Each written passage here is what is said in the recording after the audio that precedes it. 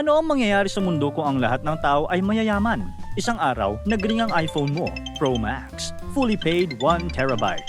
Hello pa lang, alam mo nang may malaking problema ang best friend mo. Ang sabi niya, "Mare, nakakahiyaman pero kakapalan ko na ang mukha ko. Pwede ba kitang pautangin? Kahit hindi mo nabayaran. Ang dami ko na kasing pera, hindi na kasya sa bag ko." Pero ang sagot mo, "Naku Mare, pasensya na, pero napakarami ko ring pera ngayon eh. Wala na ako mapagbigyan ng 100 million ko." Hanggang sa bigla na lang napahagulgol ang kaibigan mo sa lungkot na hindi kanya napautang. Wow naman, parang ang saya sa feeling ng senaryo na yan. Pero ganyan nga ba ang mangyayari kung ang lahat ng tao sa mundo ay mayayaman? Posible nga bang wala ng ibang problema ang mga tao kundi kung paano gagastahin ang kanilang pera kung wala nang naghihirap sa mundo? O baka naman isa pa itong malaking problema na mas malala pa sa problema ng kahirapan ngayon? Mas mabuti pang pag-usapan na lang natin yan. Ang mundo ay mayroong iba't ibang social classes, ang upper class, middle class, at lower class. Ang bawat grupo ay binubuo ng mga taong may magkakaibang antas ng pamumuhay. May ganitong konsepto dahil sa pagkakaiba ng pamumuhay ng bawat tao na nakabatay sa kanilang pinagmulang pamilya, trabaho, talento, at antas ng edukasyon. Bagamat magkakaiba, nagtutulungan ng bawat klase para sa pagunlad ng ekonomiya. Ang mga nasa lower class ay nagtatrabaho sa iba't ibang serbisyo. Ang middle class ay kadalasang kabilang sa profesional na hanap buhay. At ang upper class naman ay may-ari ng negosyo at namumuhunan. Ito ay bumubuo ng isang cycle na mahalaga sa pagpapatakbo at paglago ng lipunan at ekonomiya. Pero paano kung isa lang ang social class ng tao sa mundo? Lahat ay upper class at literal na wala nang naiwan sa laylayan. Ano kaya ang itsura ng mundo ngayon? Sa isang maliit na sulok ng Europe, may bansang sobrang yaman. Ito ang Luxembourg. Dahil dito, hindi na pinag-aagawan ang pension benefits. Bakit pa nga ba? Kung ang dagdag na pera mula sa retirement ay parang barya lang sa bulsa ng isang milyonaryo. Sa Luxembourg, ang GDP per capita noong 2023 ay humigit kumulang $128,700. Ibig sabihin, kung hahatiin ng pantay-pantay ang lahat ng produkto at serbisyo na nalikha ng bansa sa loob ng isang taon, parang bawat tao ay may tag $128,700 na bahagi. Sa Pilipinas, tig $3,800 lang. Grabe no? Ang laki ng pagitan. Pero ang mas nakakagulat, hindi lang tutungkol sa yaman ng iilang tao. Dahil sa bansang ito, ramdam ang ginhawa na dapat na natatanggap ng mga mamamayan. Maganda ang trabaho? Check. Libreng healthcare? Check. World-class education? Check. Pag tumira ka dito na ganito kataas ang income, mapapasabi kang, "This is where I'm meant to be." Hindi basta-basta dumating ang yaman nila. Noon, umangat ang Luxembourg dahil sa industriya ng bakal. Pero ngayon, ang dahilan ng pagiging maunlad nila ay ang napakagandang tax system nila. Mababa para sa malalaking kumpanya, maraming incentives para sa investors, at maganda ang mga policy para sa mga international talents. Kaya nandito rin ang mga malalaking kumpanya tulad ng Amazon, Google at mga international banks para lang nagnenegosyo sa lugar kung saan halos lahat ay may panggastos. Kaya siguradong malaki ang kikitain mo rito. Kapag iniisip natin ang tanong na anong itsura ng mundo kung lahat mayaman, hindi na kailangang tumingin sa science fiction. Luxembourg na mismo ang sagot sa tanong na yan. Bihira mong maririnig ang salitang survive dito.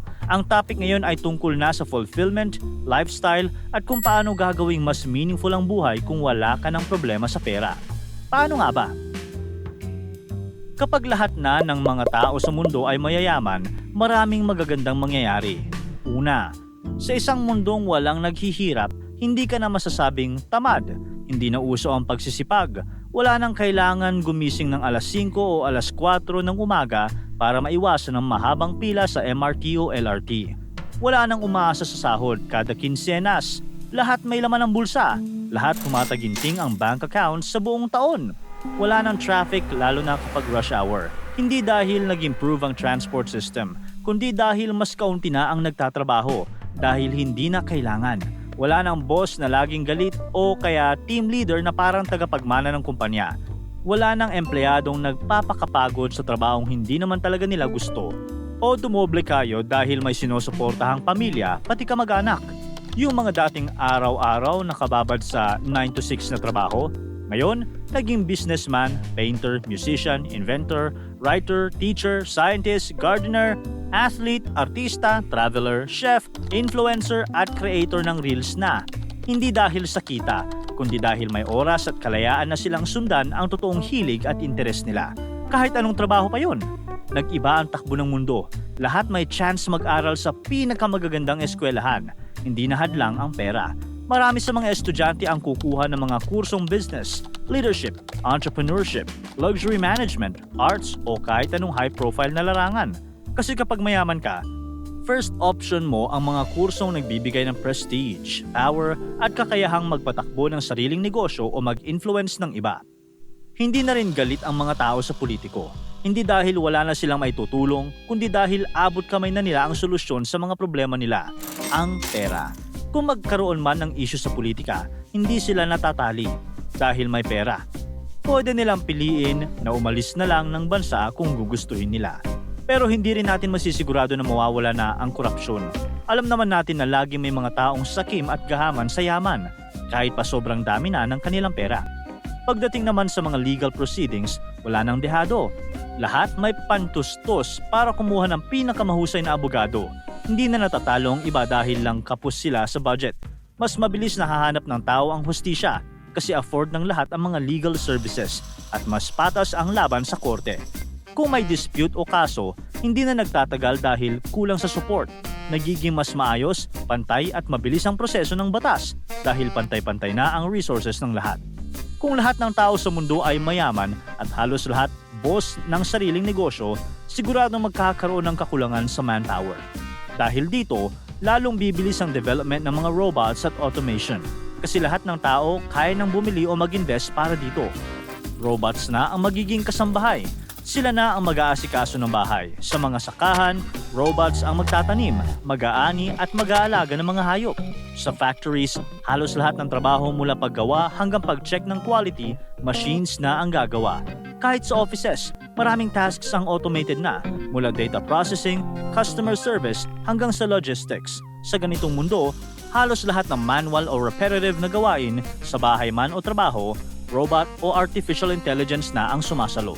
Dahil dito, mas mabilis ding uusad ang makabagong teknolohiya tulad ng flying cars at advanced gadgets dahil mataas ang demand at kaya na ng lahat ma-afford. Sa mundong lahat mayaman, asahan na mabilis mong makikita ang futuristic world na akala mo sa sci-fi mo lang makikita. Ang pinakamasaya pa, kung lahat ng tao ay may napakaraming pera, halos lahat mahilig mag-travel. Puno lagi ang mga eroplano at cruise ship at marami na ring may sariling private jet o eroplano. Makikita mo, palaging may mga taong bumibiyahe papunta sa iba't ibang bansa at mas lalo pang dadami ang mga airports at travel choices para mas madali ang pagpunta kahit saan mo gustong makarating sa mundo. Kung sobra ng yaman, baka pati moon ay mas mabilis nang mapasyalan. Ang sayang isipin, no? Pero posible nga kaya ito? Ang mundong lahat ng tao mayayaman? Ganito ba talaga ang klase ng mundo na maaasahan natin? Kahit lahat may limpak-limpak na pera, hindi ibig sabihin wala ng problema sa ekonomiya. Sa totoo lang, mas lalo pa itong nagiging komplikado. Kapag lahat ng tao ay mayaman, sabay-sabay ding tumataas ang demand sa halos lahat ng bagay. Biyahe, pagkain, gadgets at iba pang luho. Dahil lahat kaya nang bumili, mas mabilis ding nagmamahal ang mga presyo ng bilihin. Parang sa Amerika, kung saan mataas ang sahod, pero mataas din ang presyo ng mga produkto at serbisyo. Kaya kahit may pera ang lahat, tataas din ang cost of living. Isipin mo to, kapag pare-parehong kaya ng tao bumili ng steak, luxury bags at private flights, hindi na luxury ang tingin sa mga yon. Nagiging ordinaryo na lang. Pero ang presyo, premium pa rin o baka nga mas tumaas pa. Kaya ang tanong, paano mo malalaman kung mayaman ka pa rin? Kung pati lahat ng bilihin sumisirit ang presyo dahil sa sobrang taas ng demand. Parang sa isang luxury restaurant. Kung dati 7,000 pesos ang isang premium steak, dahil lahat kaya na, pwede nang gawing 50,000 pesos. Sa ganitong sitwasyon, hanggang saan mo masasabi na afford mo pa talaga? O baka ngayon, kahit may pera ka, pareho na lang ulit ang struggle para makuha ang mga sinasabing special. Dahil din dito, unti-unting nawawala ang dating halaga ng high-end.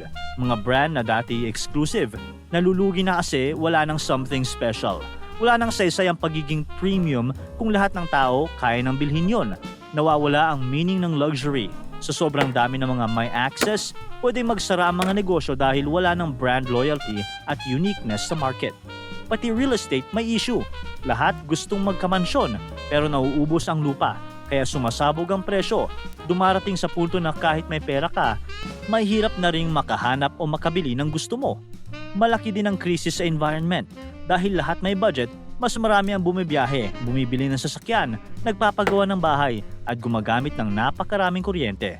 Lahat ng ito nagdudulot ng mas maraming basura at mas mabilis na pagkaubos ng natural resources. Kahit may pera ang lahat, hindi nadadagdagan ng tubig, hangin at fossil fuels. Kaya nagkakaroon ng overconsumption. At kung hindi ito makokontrol, pwedeng bumagsak ang global supply chains at magdulot ng matinding environmental crisis. Ang ending, kahit gaano pa karami ang pera ng tao, kapag naubos ang likas na yaman, lahat ay apektado. Ang mga natural resources ang magiging bagong luxury. Habang tumataas ang demand at nauubos ang supply, lalo pang tataas ang presyo nito. Mas mahal pa kaysa ginto o diamond. At magiging pinaka-valuable na bagay sa mundo. Kaya isipin mo, mayaman ka nga, pero kailangan mo pa ring magbayad ng ilang milyon para sa isang buwan mong bill sa kuryente. Naku po, may mga hindi na rin nag-aaral. Bakit pa nga naman? Hindi mo na kailangan ng diploma para mabuhay ng maginhawa. Hindi mo na rin kailangang magtrabaho para yumaman. Sino pa ang pipili ng mahirap na kurso gaya ng engineering o medicine kung ang hilig naman nila ay mag-travel o mag-relax buong taon? Dahil dito, unti-unting nababawasan ang supply ng eksperto. Hindi dahil tamad ang tao, kundi dahil pinipili na lang nila ang gusto talaga nila. Hindi na kailangan magtiis sa trabahong hindi naman nila gusto. At sa mundong lahat ng tao ay mayayaman, maaaring lumala ang problema sa masasamang bisyo. Ang iba, nalululong sa bisyo. Kung dati ay hindi nila kayang bumili ng pinagbabawal na gamot o mga luho, ngayon ay sobra-sobra na ang budget kaya mas madaling maligaw ng landas. Sa ngayon, kahit sobrang yaman sa Luxembourg, hindi pa nila nararanasan ang mga negatibong epekto dahil maayos ang ekonomiya, gobyerno at mataas pa rin ang quality of life.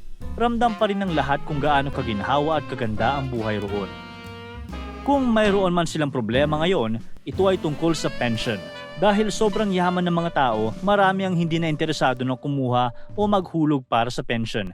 Dahil hindi na nila ito kailangan. Dahil dito, pwedeng humina ang buong sistema. Parang alkansya, kapag kaunti na lang ang nag-aambag, maaaring kulangin na ang pondo para sa mga taong talagang mangangailangan kinalaunan. Kung mangyayari ito sa mundong lahat ng tao ay mayayaman, wala nang magbabayad o aasa sa government services para sa benepisyo nito. Ang magiging bagong goal ngayon ay siguraduhin na hindi na muling maghihirap at hindi mo na kailanman kakailanganing humingi ng tulong sa iba. Kaya kahit sa mundong lahat ay mayayaman, kailangan pa rin ng malinaw na regulasyon at responsableng pamamahala mula sa gobyerno.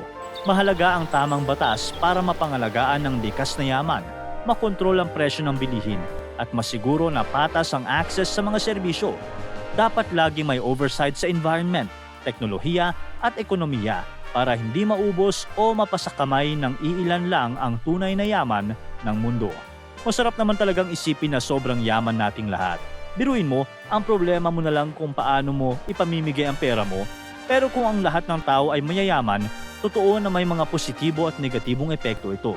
Pero sa ngayon, malayo pa tayo ron dahil sa mga limitasyon ng mundo, kakulangan sa oportunidad, korupsyon at mga maling desisyon. Kaya mananatili pa rin ang magkakaibang social classes.